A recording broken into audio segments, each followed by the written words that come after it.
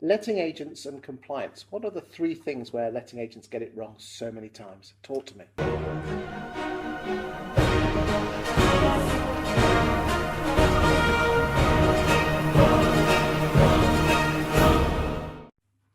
Compliance with lettings, obviously a million pieces of legislation, 150 plus bits of legislation, but from the letting agent's point of view, three key areas. Generally, their terms of business, Okay. which largely around their fees. So everything from not showing their fees inclusive of VAT, this is true of sales agents as well. Really? What? They're still not doing that?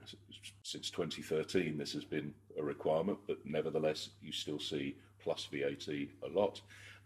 CMP, of course, is currently big news because it 1st of April this year becomes a mandatory requirement. But it's a mandatory requirement now to reveal whether you have CMP or not. So a lot of agents don't have it, but they need to be telling people that they don't have it, or vice versa. And then the last one is redress schemes. Now, I've not discovered any agents who aren't members of a redress scheme, because that would be an illegal situation, but an awful lot who aren't displaying the fact that they aren't making it clear. So a lot of this stuff you actually have to physically in your office, if you have an office, certainly on your website, etc., you have to be making it clear in your terms of business, etc. A lot of agents aren't doing that. Let's bring it back to the first one, which is the fees. What sort of percentage of agents do you see when you go do your compliance checks? Because I know you do that for letting agents. Don't actually either show their fees or put it including VAT. I would say as much as 20%. Wow. Often because they've got some pre-printed set of terms which they've had presumably pre-2013, and they're just unaware. And this is worrying because with all the other legislation, it makes you wonder what else they're unaware of. But the amount of agents that I see who are simply unaware of their obligations and requirements. So I would say it's as high as 20%. And of course, now with agents really coming to grips with potentially the tenant fee ban in June and looking to change their fee structures and whatever, it is an opportunity to change all this stuff. But it's a hodgepodge. Client money protection. What do you think will happen to all the agents that have been using their deposits as an unofficial overdraft? Well, I'd like to think that providing that it wasn't a situation where they go to the wall and put their customers and clients at risk, I'd like to see them disappear from the industry. Quite frankly, we have too many agents, sales agents, letting agents, and we need to have a bit of a cull in quality terms. The concern, of course, is that an awful lot of these firms will actually disappear or go, taking the money with them.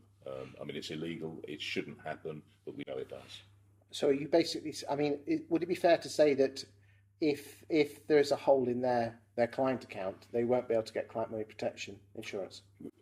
They might be able to get it initially, depending on how vigilant, I mean, with all the agents now vying to get this in place, how vigilant the checks will be in getting on board, I think remains to be seen.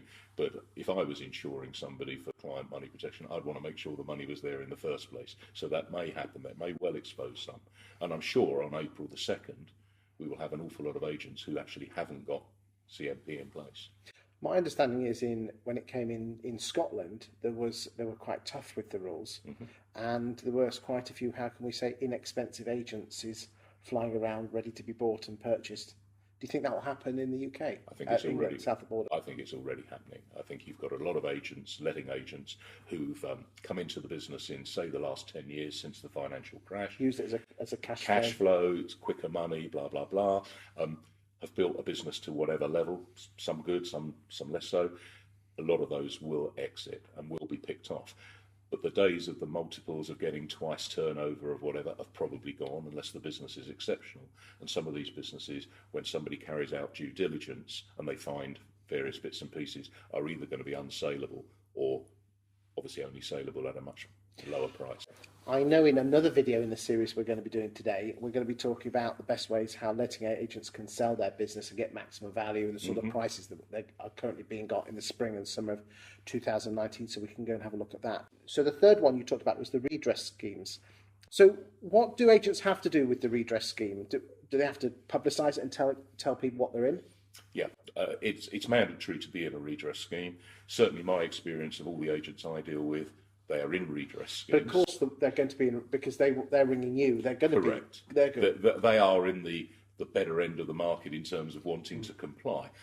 What I do find, however, is they're not necessarily complying with the letter of redress in terms of making the public aware. This is all legislation, everything these days is consumer facing. It's all about giving the consumer the information they need, hence consumer protection regulations, at the time that they need it to make an informed decision.